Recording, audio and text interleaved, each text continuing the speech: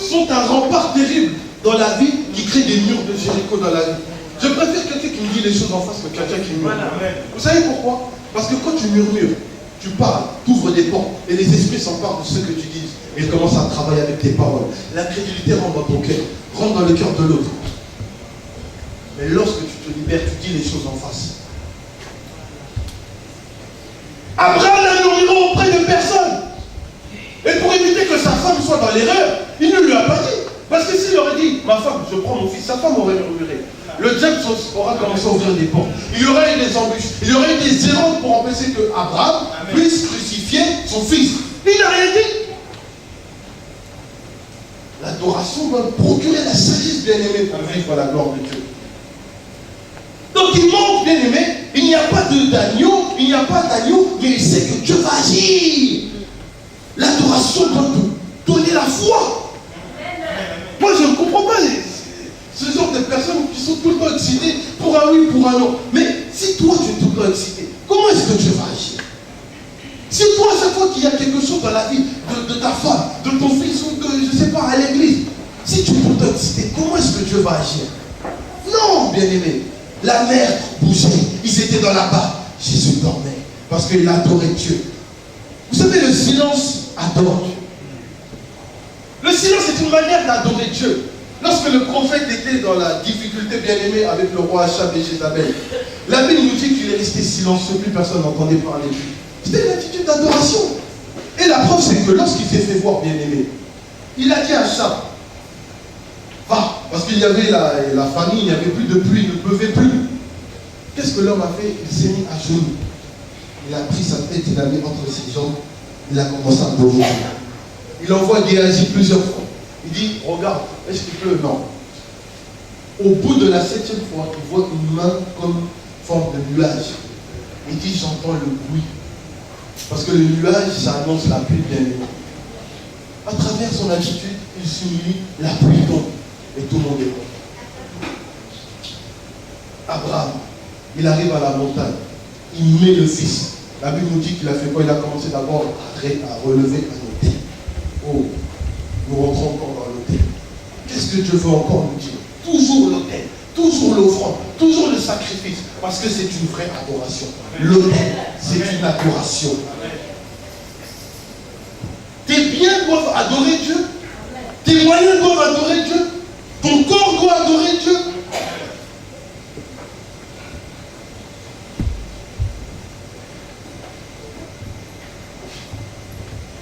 Offrez-vous comme un sacrifice vivant, dit la Bible. Mais bien aimé, si tu ne t'offres pas, dans les jeûnes, dans les prières, dans les retraites, 2 heures du temps seulement le vendredi, pour toi, c'est comme si on te demandait la lune. 2 heures! C'est comme si on te demandait la lune. Donc pour toi, quoi? Ceux qui viennent prier sont inférieurs par rapport à toi? Toi, tu es plus supérieur que Dieu. Non. Bien-aimé, humilie-toi. Viens vivre les bienfaits de Dieu à travers les réunions de la semaine, à travers les réunions avec ton département. Ne reste pas chez toi. Toi, tu es dans l'intercession, on dit on a telle réunion tel jour. Non, toi, tu restes chez toi. Il y a le culte des mamans les mercredis. Oh non, moi, je ne peux pas venir. Je reste chez moi. Allez, ah non, vous, il y a toujours des problèmes. Non, bien-aimé. Dans l'adoration, il n'y a pas de problème. Dans l'adoration, tout est propre. Tout adore Dieu. Rétablissons l'autel parole de vie pour que quand nous allons allumer le feu, le parfum puisse monter vers Dieu et Dieu puisse agréer. Pour que nous puissions saisir la gloire de Dieu. Si notre adoration est sincère, si l'autel est pur, si l'autel est réparé, bien aimé, oh, Dieu va nous faire voir sa gloire. Dieu va nous montrer sa gloire. Abraham a attaché son fils, bien aimé. Je ne sais pas comment est-ce qu'il a fait. Le fils a dû peut-être se débattre, chercher à se débattre. La Bible ne le dit pas. Mais bien aimé, personne ne peut se laisser mourir même si tu es enfant. Tu viens me tuer. Non, non, non. Toi et moi, ça va être. Tu ne peux pas me tenir. Tu es mon père, mais pardon, là, tu n'es plus mon père. On va s'assassiner tous les deux. Oui. Quel enfant peut laisser que son père le tue avec un couteau, il l'attache? Tu vas riposter. Mais bien aimé, je ne sais pas ce qui s'est passé. On a retrouvé l'enfant en tout cas sur l'autel. La Bible nous dit au moment où il lève le couteau, un ange vient. Il lève la voix et dit, Abraham, maintenant je sais que tu m'aimes. Ouh! Bien aimé, est-ce que Dieu peut dire de telles phrases pour toi aujourd'hui? Est-ce que Dieu peut dire une telle phrase sa femme bien-aimée, ah, là c'est le moment où la femme commence à demander. Tout justement, tu sais mes cheveux là, en ce moment, tout justement j'avais un projet d'ouvrir telle boutique, tout justement là-bas en Afrique. Là c'est le moment où maintenant tu peux te demander pourquoi. Parce que l'homme t'a ouvert le cœur. Bien-aimé époux, l'époux nous a ouvert le cœur. Il a dit, Abraham, remplace-le par ton nom. Maintenant, je sais que tu m'aimes. Tout ça à cause de l'adoration. Montrez-moi où dans la Bible, Dieu a dit à quelqu'un, je sais que tu m'aimes, parce qu'il a demandé quelque chose. La femme, dans la parabole, dans Luc, elle est partie importuner le juge. C'était une forme d'adoration. Je ne te lâcherai pas, parce que je sais que c'est toi qui peux faire. Si toi tu ne fais pas, où vers qui pourrais-je me tourner? Tu es obligé de faire, parce que je sais que c'est toi. Tu as la solution. Le juge fait quoi? Il lâche. Ça symbolise Dieu. Il dit, Abraham, maintenant je sais que tu m'aimes. Et que tu crains le nom de l'Éternel, ton Dieu. Pose le couteau. Regarde derrière toi. La Bible nous montre quoi? Un agneau qui est coincé dans un buisson. Il dit, prends l'agneau. Prends l'agneau. Prends l'agneau dans l'adoration. Prends l'agneau, élève l'agneau dans la louange.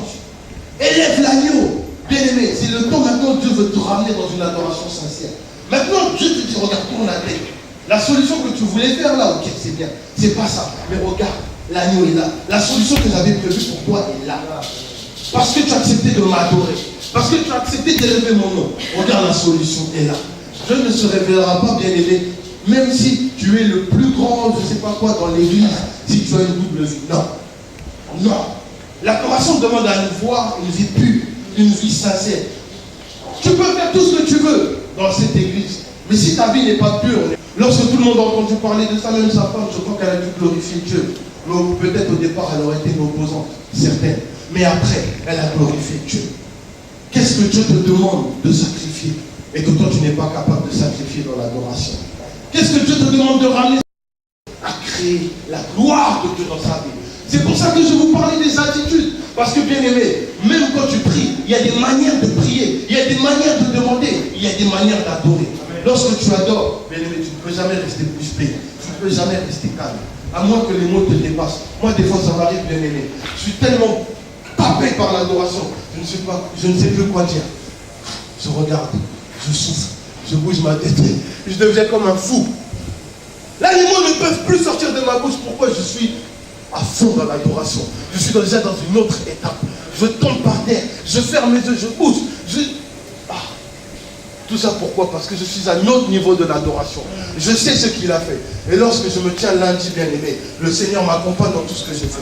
Lorsque je rentre chez moi, malgré que ma famille n'était pas avec moi, le bonheur et la grâce m'accompagnent. Parce que je passe mon temps dans l'adoration. Je dis une journée spéciale, je dis Dieu, aujourd'hui, je veux faire un jeûne de prière, mais que pour l'adoration. Je ne demande rien, je t'élève, je te loue. Même si tu ne me donnes pas ce que tu as déjà fait, c'est déjà beaucoup. Alors laisse-moi t'adorer. Je l'élève et je vois toujours la main de Dieu.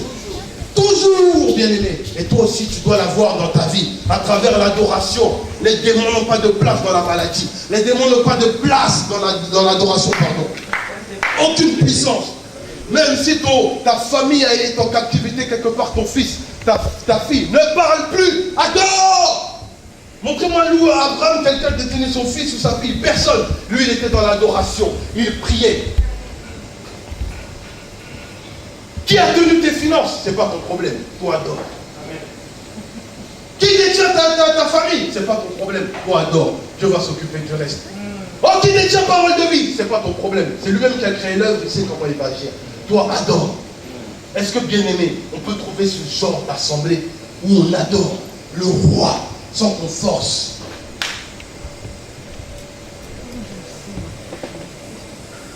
Vous savez, j'ai quelque chose de particulier. En Europe et en Afrique, j'ai remarqué, il y a des choses parfois qui peuvent être différentes dans l'œuvre de Dieu. Selon les mentalités, selon les coutumes. En Europe, tu peux emmener ton fils à l'église, si ça ne lui dit rien, il ne priera pas. Mais aujourd'hui, quand tu écoutes le discours de tous les chrétiens qui viennent d'Afrique, commence à regarder son témoignage. Ah, moi, depuis que j'étais petit, à la Pentecôte, on m'emmenait dans l'église, là, à côté, là, quartier, je ne sais pas quoi. On allait à l'église. Donc, depuis que je suis petit, je vais à l'église, je suis habitué à aller à l'église.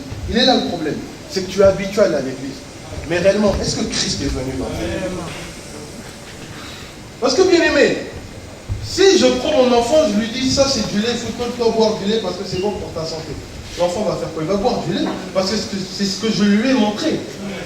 Mais le jour où il va découvrir ce que c'est un hamburger, il va dire ah mais papa, toi aussi. Tu savais qu'un hamburger ça existait, tu me donnes du lait. Et aujourd'hui, bien aimé, il y a ça qui se passe dans la vie de beaucoup de personnes. Et ça, Dieu m'en a parlé hier. Moi, je ne prie pas Dieu parce que mon père est pasteur. Non. J'ai vu Christ venir dans ma vie. J'ai vu Christ frapper à ma porte. Et je lui ai ouvert mon cœur.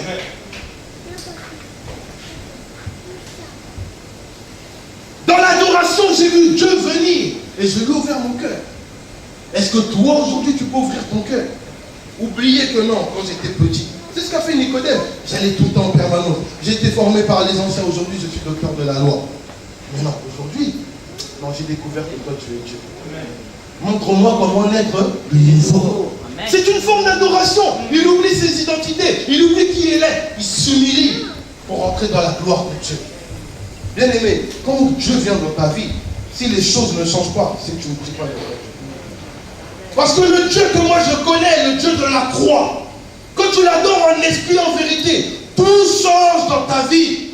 Tout devient gloire dans ta vie.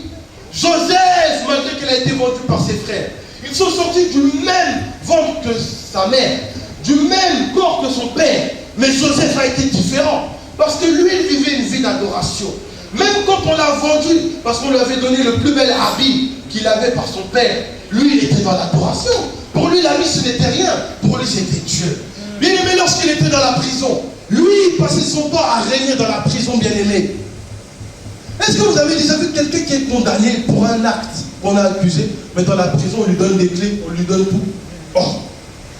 Mais comment on t'accuse de ça dans une prison, tu commences à régner? Non, il vivait dans la gloire. Lorsque Pharaon a fait un songe, qu'il y avait des vaches maigres qui mangeaient des vaches grasses, et les épis de blé, 7 épis qui étaient au-dessus des autres, qu'ils ont fané, etc. Bref, qu'est-ce qu'on a vu? Il a dit, ah, mais attends, on a quelqu'un en prison et on dirait, lui, il peut interpréter les songes. Qu'est-ce qu'ils ont fait, bien aimé? Quand ils ont appelé Joseph, ils l'ont fait sortir, mais avant de le faire sortir, qu'est-ce qui s'est passé? Lisez la Bible. On lui a changé tous ses habits. Continue à adorer dans ta prison. Tu vas sortir. Tu changeras ta vie. Joseph était dans la gloire de Dieu. Mais on lui a dit, allez, tu vas changer d'habit. Il a changé les habits. Il s'est tenu devant le roi. Lorsque le roi a expliqué, bien aimé, il a dit non. Cette personne-là mérite d'aller loin. On lui a donné le poste, il est devenu gouverneur, c'est lui qui dirigeait. L'adoration te rendra loin. T'emmènera loin. Mais n'adore pas aussi parce que tu sais que si j'adore demain, je vais avoir ça. Non. Adore parce que tu aimes la personne. N'adore pas parce que tu sais aussi j'adore, je vais voir la... Non, c'est automatique. Adore Dieu parce qu'il est grand, parce qu'il est glorieux. Et tout va suivre naturellement. Que Dieu vous bénisse. Amen. Amen.